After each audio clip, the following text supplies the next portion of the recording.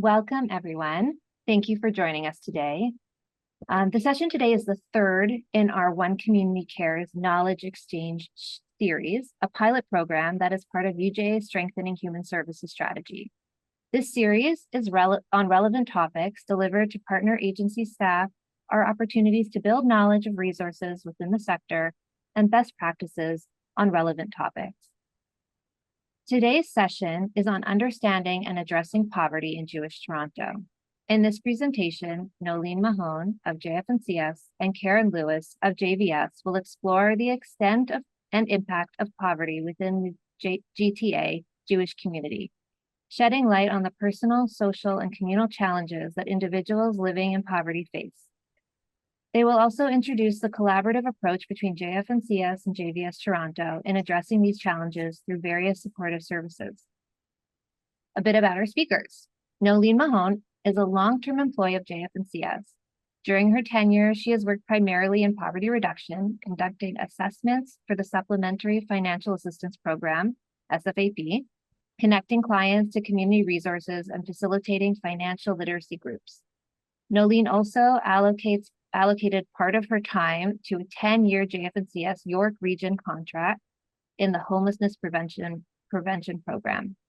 Today, she is a financial empowerment and problem-solving worker, educating clients on community resources, assisting with budgeting and debt management, and generally helping clients to reach a sustainable living situation.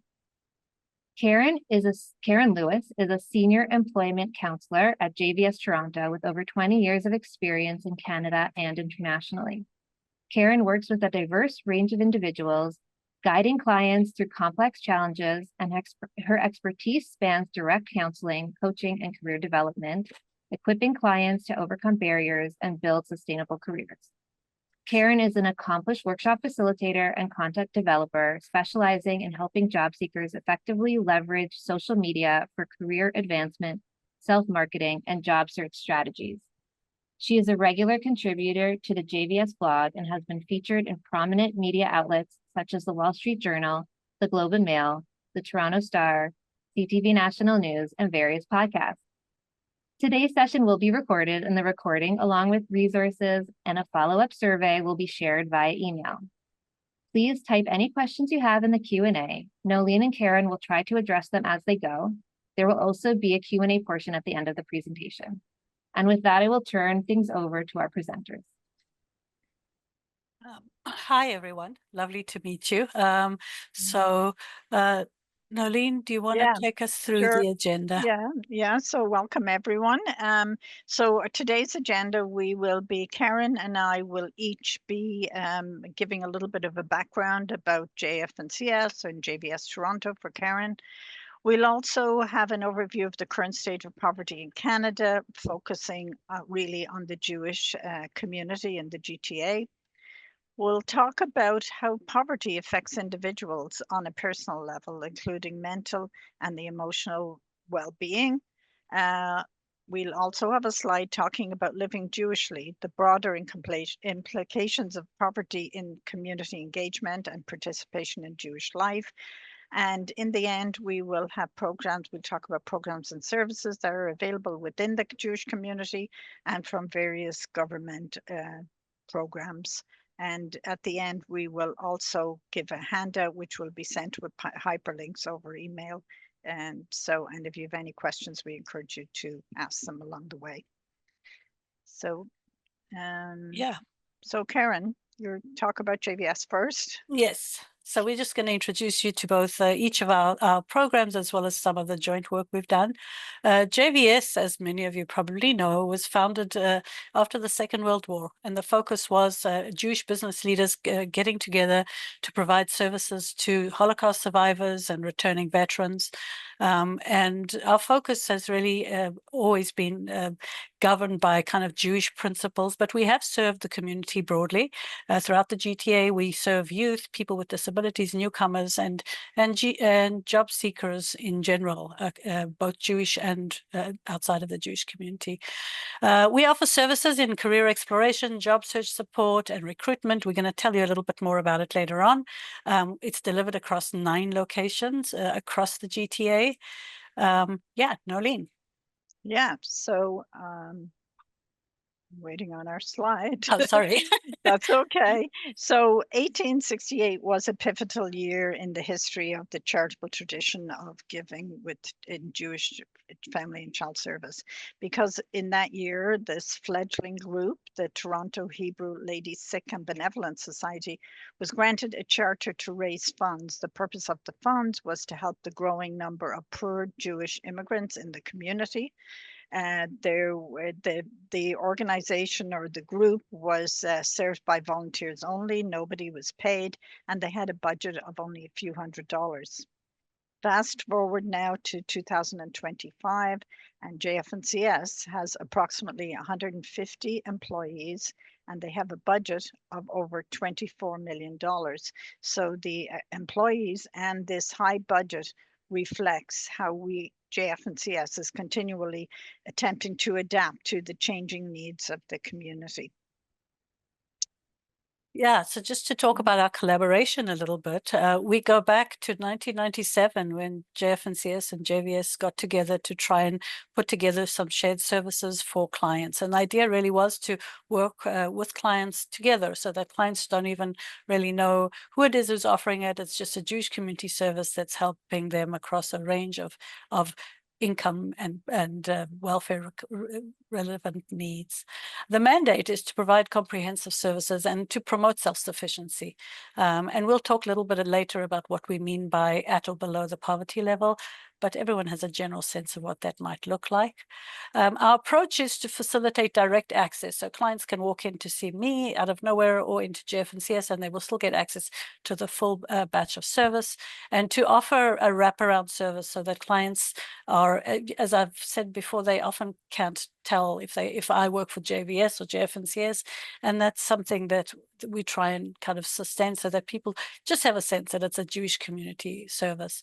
It allows people to receive individualized service. So each of our clients come to us with a range of needs and circumstances, and we focus on what they need when they need it at the pace that they can handle. It's based on their strengths, it's focused on what they need, and it's intended to provide a kind of dignified, supportive, ongoing process. What we offer is an employability assessment. So any client that's a client at Jewish Family and Child can get referred to their joint service. We do an assessment of their employability and a detailed employment plan. Sometimes we might decide that someone needs more intensive services. Other times we might help a client assess whether work really is an option for them at all, given the circumstances. We set a bunch of goals with them. We figure out what they need. We try and be as flexible as possible in terms of kind of making sure that it's working for them. And they are able to receive a whole gambit of services through JVS. I'll tell you a bit about that later. And it includes employment counseling, which is the core of it, but then referrals to a range of services, including job fairs, workshops, and access to even funded training for those who qualify. Nolene. Yeah, so when I was tasked with talking about poverty in the community, I asked myself, what really is poverty? Is it somebody who can't afford to put food on the table, somebody who's worrying about paying rent next month? Or is it someone who has to downsize to a smaller car, or somebody who can no longer go to high holidays in the synagogue, or maybe the Seder they provide will be not quite as lavish? And I learned, according to United Nations, it's both of those situations because they characterize poverty in two key ways. There is absolute poverty, just like the inability to meet essential needs like food, clothing, and shelter, but also there is relative poverty. That's one's economic situation compared to others in their society. So an individual is considered to be living in poverty if their standards of living fall below what is typical in their community. And that's what we're talking about here. So to understand really about poverty, and many of you will be familiar with LICO, but for those who are not, in Canada, poverty is defined as having an income below the low income cutoff. and that's called LICO. And many of you who have maybe referred clients to community resources, you will see that LICO is the yardstick by which they determine whether they're eligible for the service or not. So it's LICO is an income below which a family or a person would likely have to devote a larger share of their after-tax income than average to the necessities of food, shelter, and housing. And the LICO guidelines for 2024 are like for one person, it's 29,380, and a couple it goes up based on the family size. Say a couple is just over 36,000, and so on. What we sometimes need to look at also that social assistance rates, while the LICO figures are low when we look at the cost of everything else around us with rents and food, a single person on social assistance on Ontario Works receives $733 a month. That comes to just under $9,000 annually. And if we look at a single person on LICO getting 29,000, we can see that if somebody is actually not working and on social assistance, the situation is so bleak because they really have no money. So we all know when we look at poverty in Toronto, we're in the midst of a housing crisis. More than 10,000 people have been actively homeless in the past 3 months. This is according to the Social Planning Toronto. And one-bedroom apartments are running for around $25.21 per month. And when we look, if we multiply this by 12, we get up to around $30,000. And if we look at LICO, and the income is 29,000 odd, you can see that if you get a one-bedroom apartment and you actually pay your rent, you have really nothing left for anything else, nothing left to live on. And the situation, if it's Ontario Works, is even more bleak. So applications for eviction apparently were up 77%, and the high rents and soaring grocery prices have pushed many people to food banks. And they say that their use of food banks in the last year has actually doubled. And almost 1 in 4 households in Toronto are food insecure, and they struggle to afford to buy their needs. And you can see how that would be when you look at LICO or when you look at Ontario Works. It's just really isn't possible without the support of agencies such as Jewish Family. So just to give you a picture of Jewish poverty in Toronto, we have this idea that Jewish community is not affected by poverty, and it really is not the case. And even people people who you assume are okay, are often not as okay as they seem. According to UJA, about 24,000 Jews across the GTA are living below LICO. And so if you think of how low those amounts are, it really gives you a sense of some of the struggles. And of course, all of us see this in the clients who walk into our doors daily. Yeah, so just to give you a picture of how poverty affects individuals on a personal level, because financially we can speculate, we'll talk about it, but really there's an emotional impact here that needs to be remembered. Just to give you a quote from a client, I think, Nolene, you're going to do this. Yeah. So this is a quote from a client. Poverty isn't just a lack of money. It's a lack of everything: social life, peace of mind, and self. It's forever thinking about money because there is just never enough. It's forever doing mental arithmetic as money gets moved in your head from one allocation to another as things come up. It's having people not understand that you can't do something as simple as meeting someone for coffee because the money simply isn't there. It's about feeling visible and judged as you wear your clothes until they're threadbare and your shoes until they fall apart, painfully aware of your uncut hair. It's about forever saying no to your children and praying that they don't get sick, as the money for medication will have to come from somewhere. It's watching the world go past you, knowing you cannot afford to join in. Poverty feels like a weight, like you're drowning, and there is no land in sight. So some of the impacts that we see of poverty, and some of you might be very kind of could probably speculate and probably have seen this in your own work, is that poverty has an impact on mental illness. A lot of the points we're about to make are kind of mutual. You know, mental illness impacts poverty, and poverty impacts mental illness and all the other factors. Violence, abuse in the community. So again, Jewish community is not immune from all these things. Chronic financial stress has become a norm for many of the families that we live with. Even people who are seeming okay, as I said earlier, people often are in the kind of debt that they live with on a daily basis, and it has its impacts. And this kind of invisible burden silently chips away at peace of mind, quality of life. It has far-reaching effects on people's ability to just get through the day and live healthy lives. The quote we have here is from Randall Schnur at York University, saying that certain life circumstances, which can happen to anyone, can take your life in a different direction. So the sense that we all have that we somehow immune from experiencing poverty really gets shattered when people like Nolene and myself come across our clients. They are very much us. They could be in this position. Any of us could find ourselves in this moment. And I think when you realize that, it kind of brings it home how important this issue is and how real it is. Clients are often surprised at how quickly they find themselves suddenly at the doorstep of poverty. And what happens, unfortunately, is because we're all just one step away, you're not prepared, right? And then what happens is it becomes a cycle, and it tangles people and traps people into a kind of a spiral.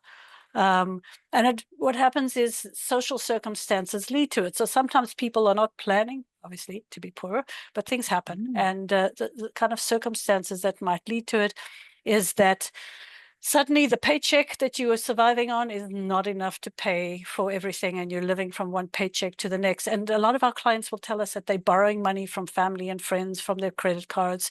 So they're not even managing to do the one paycheck to the next.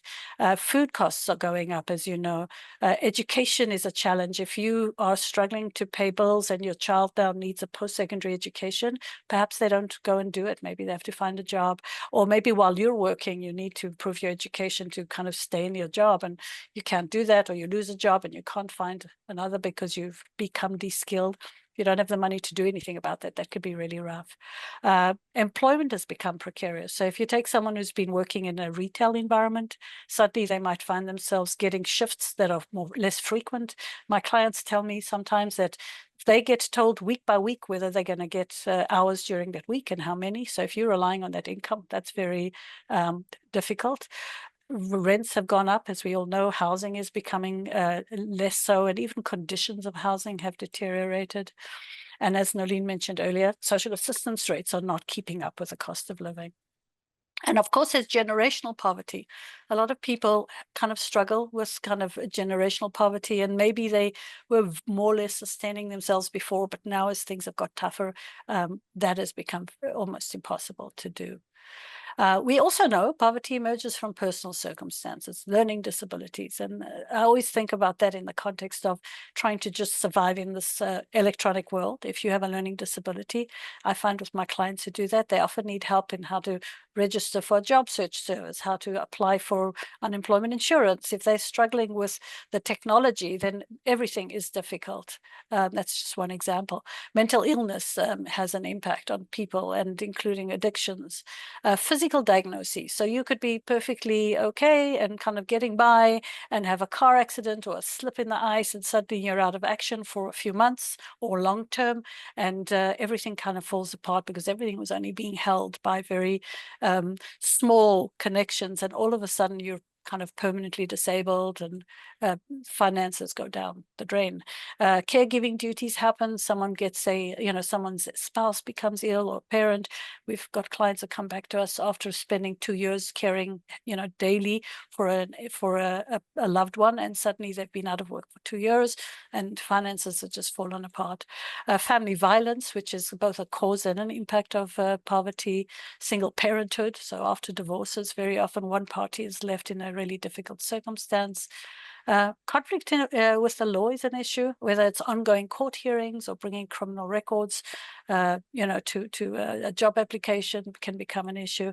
And aging, so people might kind of be okay until suddenly they're retiring and they discover that the income they have is not enough post-retirement, or perhaps it was okay for a bit, but now it's not sustainable. The physical impacts are great. It's this physical impact of just all the time worrying is mentally exhausting, and it can put the body into a state of lowered health, including kind of heart rate issues, blood pressure, heart disease. As you all know for sure, stress has a direct impact on health. It can also lead to difficult coping mechanisms such as smoking, overeating, addictions, and things like that, and just being distractible and getting involved in things that are not productive. The psychological effect, depression, anxiety are big. Social withdrawal, as per that quote that Nolene read. People pull away. People who you think, I haven't heard from them for a while. Sometimes it's just people who've pulled away because maybe they can't afford to bring that bar mitzvah gift. They would rather not get invited to things because they can't afford to come out for the meal, or synagogue has become unaffordable, so they're not going anymore. Relationships become difficult. Conflict with partners is a direct correlation between poverty and conflict in the household, both ways, one causing the other. And of course, that has an impact on children. Nolene's going to talk to us a little bit about the impacts of living Jewishly and what that looks like.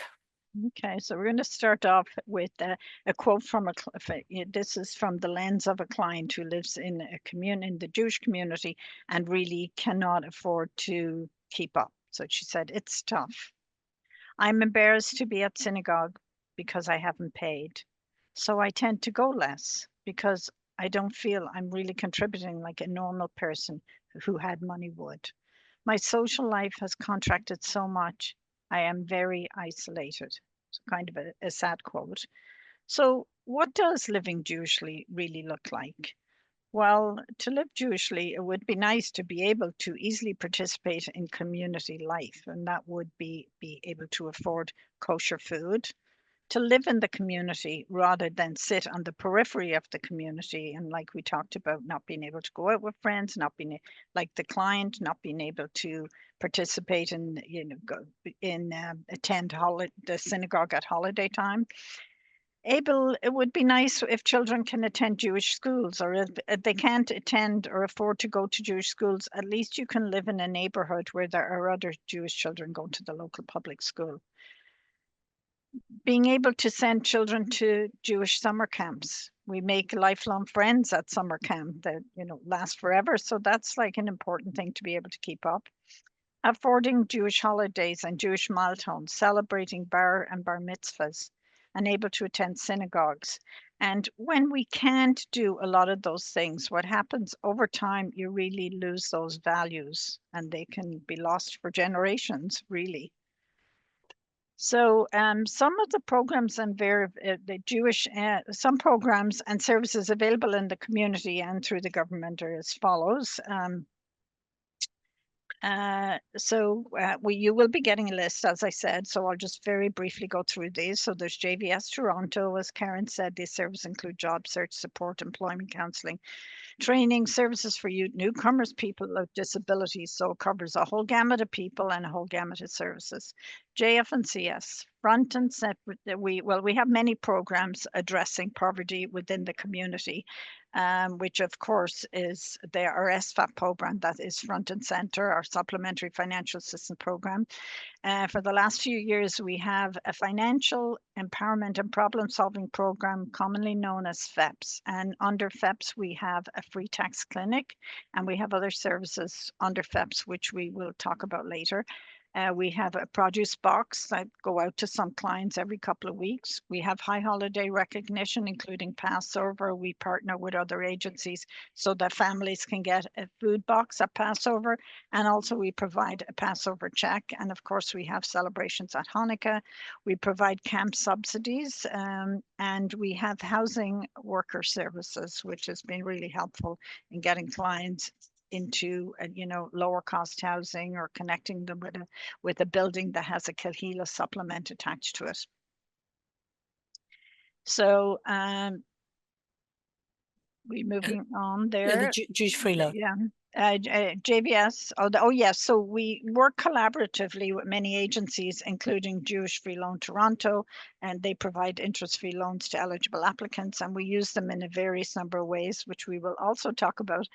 And of course, the Kahila Rental Assistance Program, and this provides up to $400 a month to help pay rent and live more affordably within the Jewish community. And you would be surprised, through the FEPS program, where I'm really heavily involved, we still have a lot of clients who kind of never heard of it. And this is music to their ears when we suggest there is a wait list for it, but we do help them to apply for it. United Hesed provides urgent short-term relief to families in crisis situations. And then there's Hasde Kaduri. It's a volunteer-run GTA Jewish Food Bank. Now, I think they were very busy, so I'm not really sure what the status is now. And Via Hafta provides work and skills training programs and homeless services. Just to mention about that before we move on, that you will be, the handout that we'll be emailing you via Hani will have a kind of you'll be able to click on each of these and actually get on the websites of these various organizations. So you can check with Hasde Kaduri to see if they're up and running yet again, and just, and get more information there. In terms of JVS, just to give you a quick picture of what we do, we are an organization, as we said, that serves a whole range of, provides a whole lot of services. We do coaching, and coaching is just working one-on-one with job searchers to just keep motivated, because that's always a challenge. You know, job searching can be soul destroying. So being able to work with people one-on-one and for them to know there's someone on their side, either in person or online, to work with people to just kind of keep things moving forward. And how do I look? What do I say, etc. We also help with career decision making. Clients might come to us, something's changed. Perhaps they can't work in their previous field. Maybe the job market has shifted and there's no jobs, or the company is closed down. So we can work with people on kind of rethinking career decisions. We actually have a 4-day workshop that helps clients really process their thoughts and their skills and abilities, and to work with the counselors to then decide what to do based on what they learn there. We offer a series of job search webinars, including resume writing, interviewing.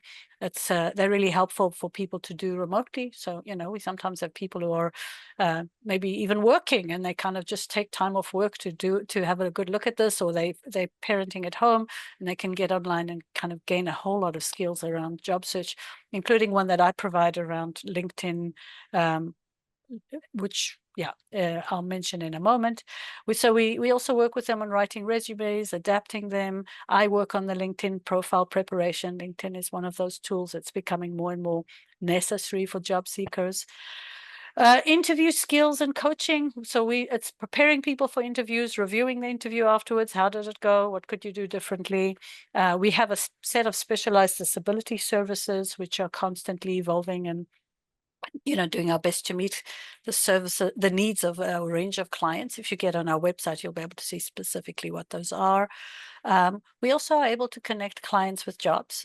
This is something we've always done. It takes different forms. We're actually in the process right now of setting up a job board for our clients, where they'll be able to find the jobs themselves and kind of get us to kind of help them connect with those positions. We also give them access to some government funded services. JVS is funded partly by the province, and with it comes access to something called Better Jobs Ontario, which is a fantastic program that helps people retrain for up to a year.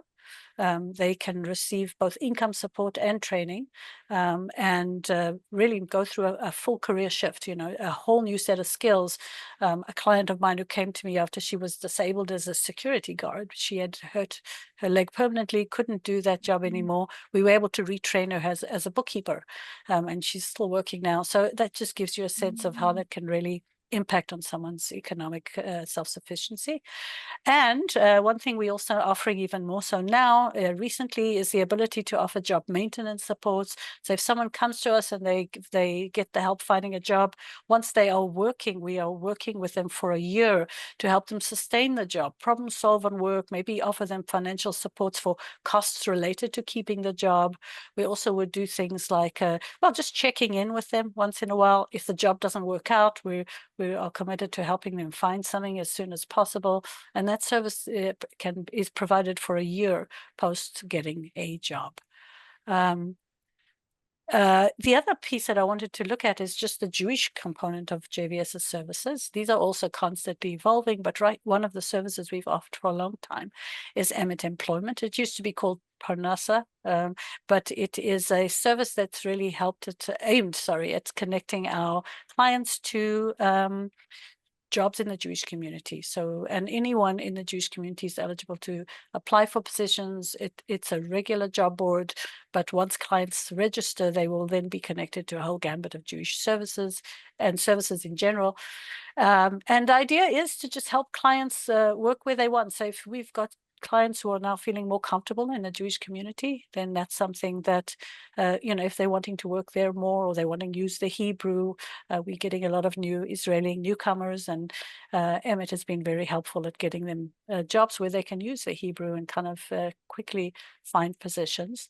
Of course, there's the joint program, which we spoke about today. And just another example of one Jewish program that we offer, we have a program called Yofi, which is a program that connects Jewish youth with each other and links them to mentors and to programming.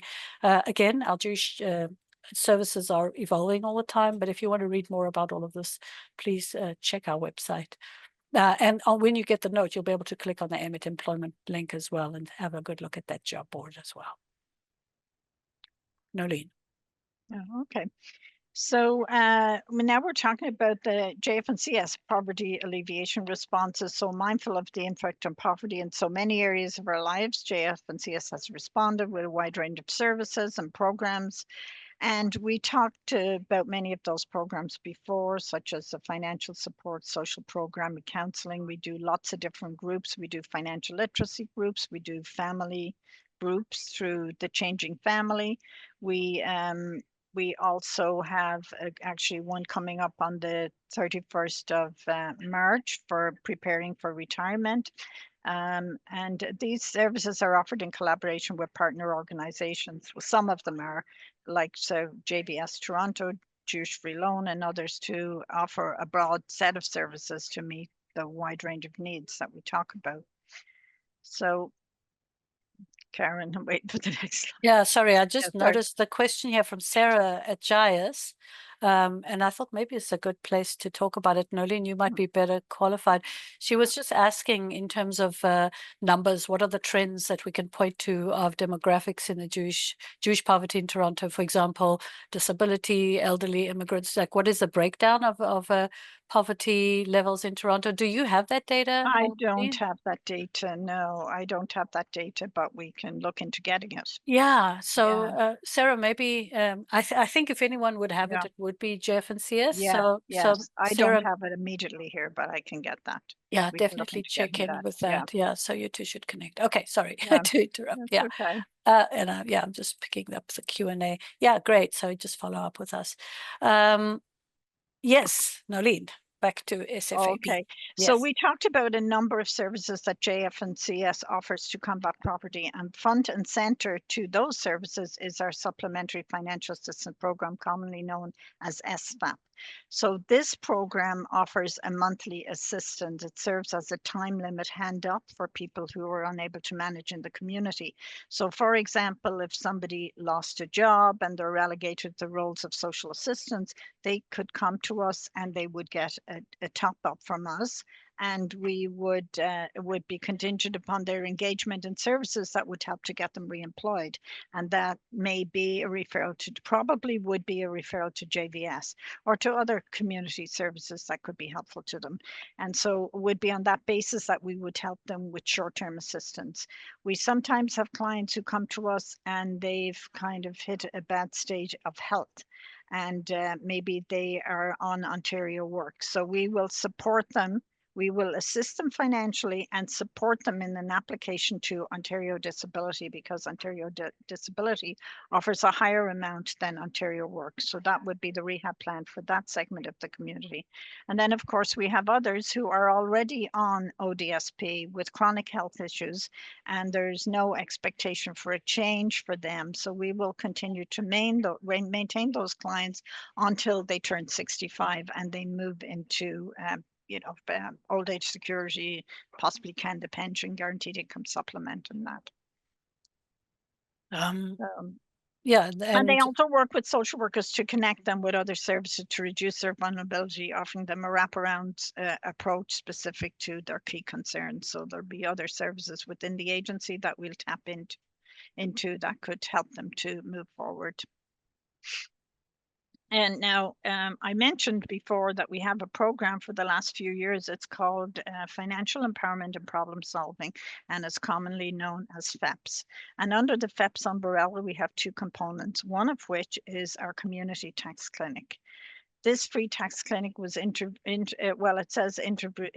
recently. It was actually introduced in 2019, and that was introduced primarily in response to many clients that were missing out on government benefits such as the Trillium, tax refunds, the Canada Child Benefit, and of course that had a direct impact on our SFAP program because people were not getting money that they were entitled to from the bigger pot of money, and we would have to continue to support them. So we introduced the tax clinic in 2019, and the tax clinic was even a great success in that first year. And I'd like to share a figure with you. In that first year, our tax filer brought in $481,283.16 in benefits, tax refunds, maybe revising a return. And so our clients were that much better off. And when we saw how much the benefit was for clients to have their taxes filed, we made the financial assistance payment contingent upon clients having their taxes filed. And so now, roll on to 2023, the clinic secured more than $1,481,754.26 in tax refunds or revisions for clients. And we have a wonderful tax filer in our organization. And I'm sure she's not here today because she's probably under a deluge of T3s and T5s. But I'd like to give a shout out to her because she does a really amazing job. And this program is open not only to the Jewish community, but to the whole community as a whole. So very often we get clients who are just calling for the tax clinic, and it's an opportunity for us to showcase some of the other services that we offer. And if they're Jewish, it's an opportunity to refer them to the other wing of our FEPS program, which can be helpful. And I talk a little bit about what we do in the other wing of the FEPS program too. Nolene, there was a question here. You can relate it to the clinic, but also generally for SFAP from Jody at JIS asking about what kind of wait processing times there are for onboarding clients when they apply for SFAP, for example. Do you have that off the top of your head? Well, I know there's a wait list. I don't really be so involved in the wait list because it's really an intake question. But like if there's an emergency situation, we do bring it forward. But I'm guessing that maybe there's a month or two wait list. I really don't know that answer. Yeah, I'm not involved in that. I just get the files when they come to me. Yeah, but just to mention from our own experience of working as part of this with the kind of referrals to us, is that clients get assessed through an intake process at JF&CS, right? And then they still have to be linked to there has to be a process of kind of confirming, who they are. So there is a long process, and people have sometimes waited a bit of a while. It's not as immediate, but I think that's also a changing thing.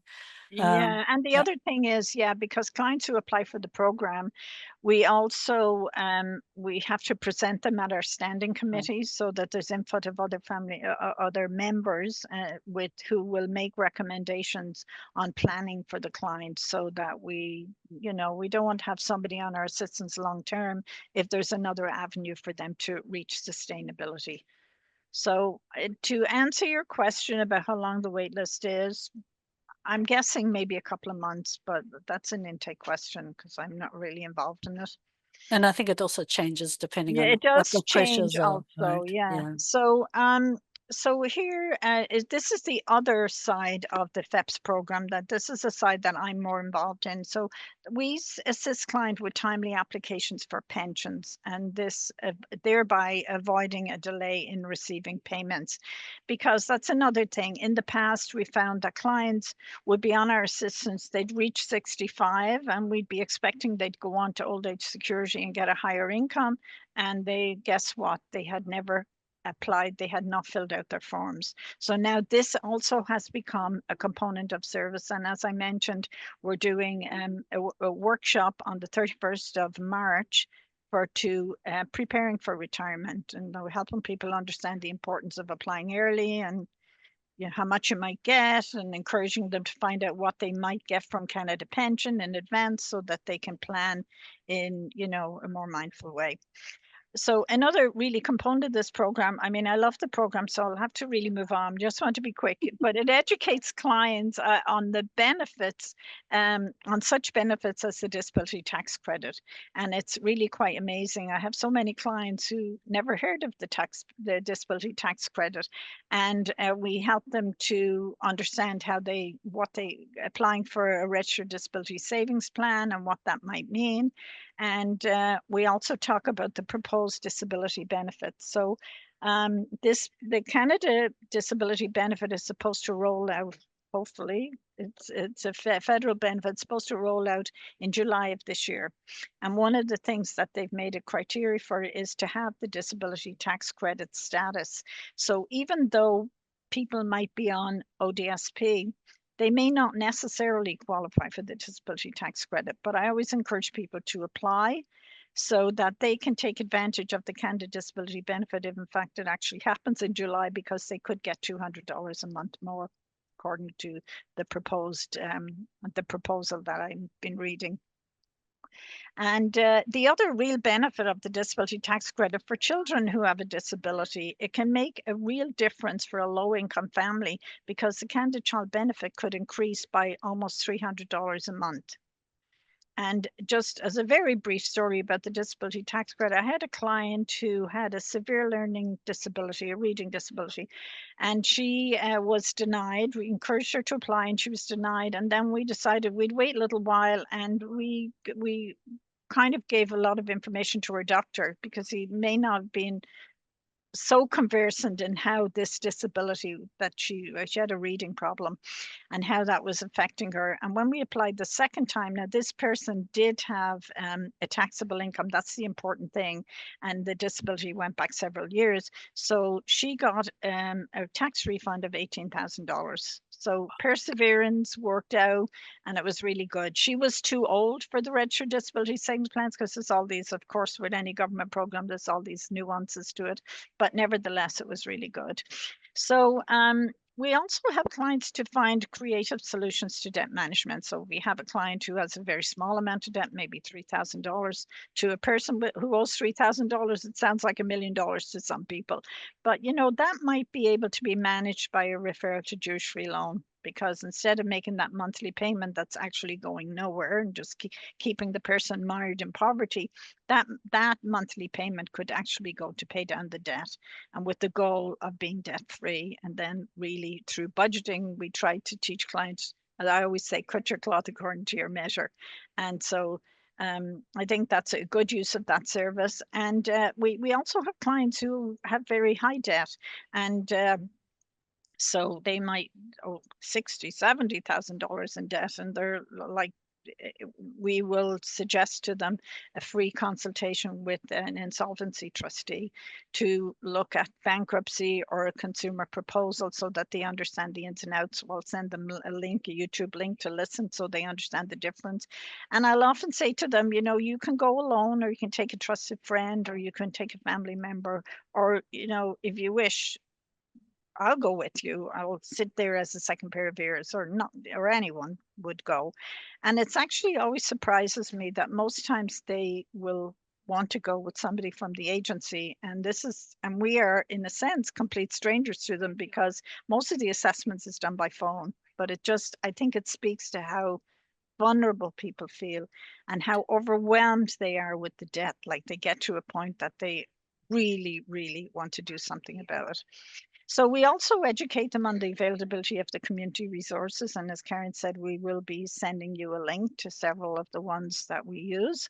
And so there are some of the things Yeah. that this aspect of the FEPS program works on. Just to mention something here, if you think back to what I said about learning disabilities and the bandwidth issue that people are feeling overwhelmed, imagine trying to, I mean, all of us struggle with the process of filing our taxes, of applying for all these benefits, of knowing these benefits exist, having someone to kind of guide you through it without judgment and lots of support can make a world of a difference. And once people are paying their taxes on a regular basis, all of this money starts coming in, things feel much more stable. So this is a life-changing event for some people. Mm-hmm. Yeah. Yes. And we would be remiss not to mention some government programs that have worked towards the alleviation of poverty. And one, many of you will be familiar with the Candid Child Benefit.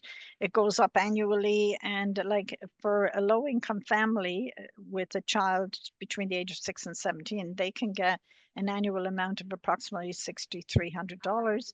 And of course, if they're under 6, we're talking about $7,700. And if they have a disability, then we're talking about that additional amount if they apply and get the disability tax credit. This is indexed to the cost of living, as I said, and to access it, people just have to file their taxes. And now that we've made it a component of our service, it really pushes people to get their taxes filed. And another really important thing, since 2017, so this goes back a little bit while, now child support payments became fully exempt as income. So that meant that it was no longer impacting the social assistance eligibility. So prior to that, if somebody would go through the whole process, they had actually a really good program in Ontario Works. I wish they still had it, and now they really don't have it because of the change, but it was really great because they would help single people to get child support, but their goal at the time was to get the child support so that your social assistance bill would be a lot lower because they would take it off. But after 2017, you could get child support and it doesn't affect your benefits. And a good example that I'd just like to share with you briefly on that, when I was working in the homelessness prevention program, I had a woman, I think she had 5 children, and she was on Ontario Works, and we were assisting her with, or she was I think she was a low wage earner. We were assisting her with rental arrears. And at the time, the program was every 2 years. And she came back, in less than 2 years. And at the time, her children's father was living in another country. But she said she was going to try to get child support because we had there was a reciprocal agreement with the country where the children's father was. And she came back a year and a half later, and she said that she is short again, that she did actually get the child support. She now gets $2,500 a month, but she really can't manage because now she doesn't have any medical coverage. And I thought, well, why aren't you getting Ontario Works? She says, no, because now I make more than Ontario Works. And I told her that the rules had changed, and she went back to Ontario Works and got the extra amount. So it was 25 plus Ontario Works. So that's when we talk about educating people about what's out in the community, that's a really important component of service, because this woman was clearly struggling and didn't even know that rule had changed. And we talked to, I'm not going to go again, the disability tax credit increases annually. There's the federal dental program, which came in recently. And OHIP now covers medication for those under 25. And then that we talked about the new Canada Disability Benefit that's expected to roll out. And another really good thing that happened, I think maybe only about a couple of years ago, ODSP payments, and that's the Ontario Disability Payment, which is higher than Ontario Works because someone has to have a disability. They're now indexed to the cost of living. So every July, that amount increases, which is great.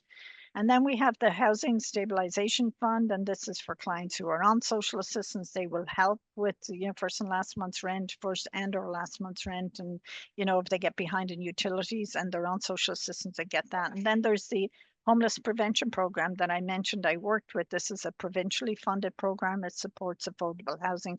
The goal is to keep people away from shelters and try to keep them housed. And this is for people who are not on social assistance. So it's really for people who are working, or you could be on pension, and you could, and this is, I worked in York Region, but a similar type program in Toronto would be the Toronto Rent Bank. Oops, sorry, don't know what I did there. Okay. And then there's the LEAP program for people who get behind in Enbridge and electricity arrears, and we'll send you a link to that. And the OESP, the Ontario Electricity Support Program, it's for low-income clients who pay electricity, and they get a monthly reduction on their electricity bill, which is great because some people, we also try to encourage clients to use their, use services well. Watch when you use their time of use. If they're in an apartment, that they can do that, or if they're in a house, just to keep their bills low. And sometimes their bills are so low that they actually have a surplus when they get the OESP. And another thing that we refer clients to is Connected for Success. So this provides low-income internet and phone service to eligible applicants, and you're eligible under a number of circumstances, which we'll send it to you. And then where there's other services that we refer to is Dayforce Cares, and they do provide assistance with basic needs, including food and basic household needs, clothing, footwear, and medical devices and home adjustments. So I must say there is an application process, and I actually don't have any immediate experience of clients actually going through the process to get that, except I did have one client who got a chairlift for her son who couldn't navigate the stairs. But I think a lot of clients come to us because it's kind of easier, but the process is not so difficult. But we do use that, like if somebody has a medication. And then there's like InnovaCares and RX Help, and this is free prescription saving cards. It's so easy to get it. I actually went online to go through the process to see how easy or difficult it would be for a client.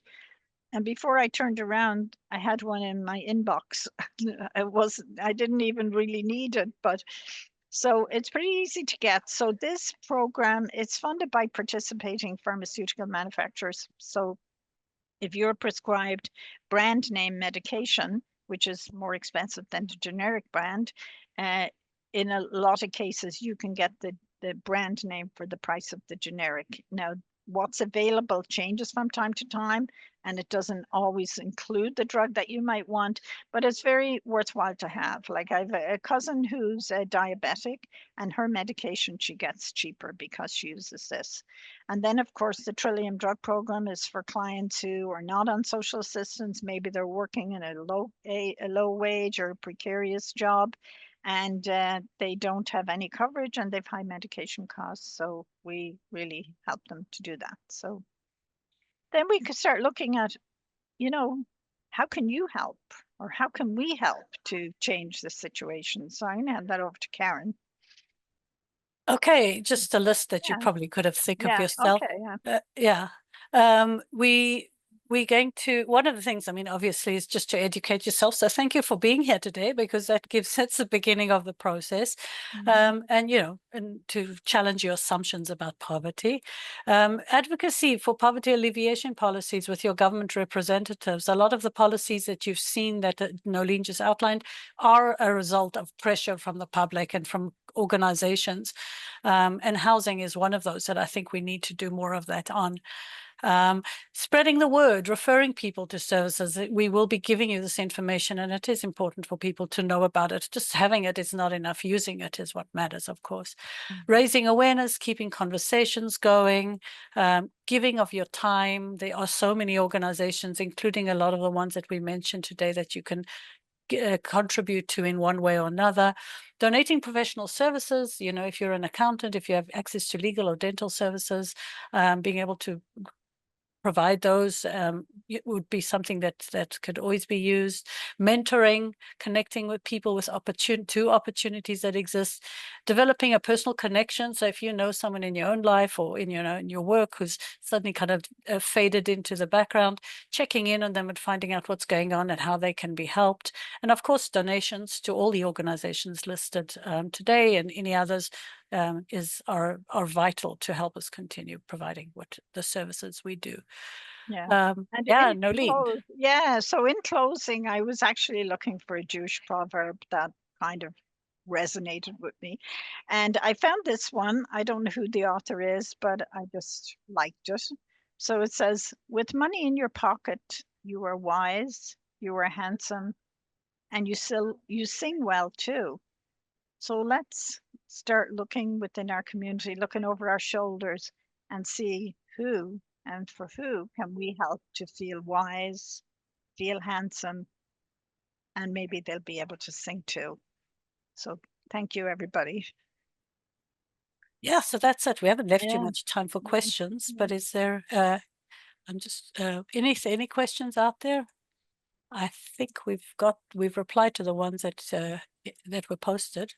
Yeah, Mhm. you replied to the ones that were posted, and I'm wondering if you can maybe talk a little bit about, you said you were going to share resources that Mhm. have links.